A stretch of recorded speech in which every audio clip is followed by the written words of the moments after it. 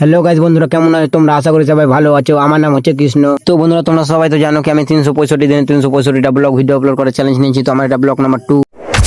তো চলো বন্ধুরা, আজকের ব্লগটা শুরু করা হোক। তো এই দেখো বন্ধুরা, আমাদের পাটের শাক, আমি আর আমার মা কিন্তু সকাল সকাল চলে এসেছিলাম পাটের শাক গুলো সবগুলো ভাঙতে বিক্রি করবো। তাই শাক ভেঙে এসে গেছে, আমি কিন্তু আবার বেরিয়ে গেলাম পাট নিরাতে। ফাইনালি গাইস, তোমরা দেখতেই পাচ্ছ আমি কিন্তু চলে আসলাম পাটের ভুঁই, আর আমরা কিন্তু এগুলো পাট সবগুলো নিরাতে হবে। তার জন্য আমি বেশি না দেরি করে সবগুলো পাট নিরাতে লেগে গেলাম। তারপর গাইস আমরা কিছুটা নিয়ে কিন্তু চলে আসলাম বাড়ি, কারণ কি রোদ হয়ে গেছিল অনেক, তো রোদে থাকা যাবে না। তার জন্য কিন্তু আমরা চলে আসলাম বাড়ি। আমরা সবাই বাড়ি এসে গেছে, আমার কিন্তু বাবা পাঠিয়ে দিল তেল আনতে, তেল পাম্প। তার জন্য কিন্তু আমি চল্লিতে চলে আসলাম তেল পাম্প। এমন করতে করতে গাছ বেলা কিন্তু 3টা বেজে, আর 3টাতে আমি গিয়ে খেয়ে দিয়ে কিন্তু চলে আসলাম পাট নিয়ে। আমি কিন্তু আজকে নিজে যাবো না, আমি কিন্তু সিন্ধুদার যাবো পাইটে। তার জন্য কিন্তু আমি চলে আসলাম ফারাস করে 3টার সময় পাট নিরাতে। ফাইনালি গাছ আমি কিন্তু পাটে ভুঁয়ে এসে সবগুলো পাট নিয়ে লেগে গেলাম। আর এই যে এখানটায় সিন্ধুদা, আর এখানটায় সনাতন দা একটা রোহিত ভাই দিয়ে তাকে কি বলছে শোনো।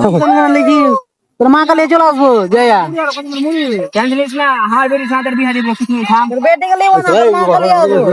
চলে যাবো তোর মায়ের বিয়ে করতে বল কথা দিয়ে দেবো। আর গাইস সনাতন দা এমন কেন বলছে? রোহিত ভাদিয়া সনাতন দাকে বলছিল সনাতন কাকুর বিয়ে হবে না, তার জন্য সনাতন দা এগুলো বলছিল। আর গাইস এমন করতে করতে কিন্তু বেলা পুরো ডুবে গেল, আর আকাশের ভিউটা দেখো কি সুন্দর ভিউ লাগছে না, সেই ভিউ। আর গাইস সন্ধ্যা লেগে গেল, তো আর ব্লগ বানাতে পারিনি। আজকের ব্লগটা এখান থেকে শেষ করে দিচ্ছি। আবার দেখা হচ্ছে কালকের ব্লগে। টাটা।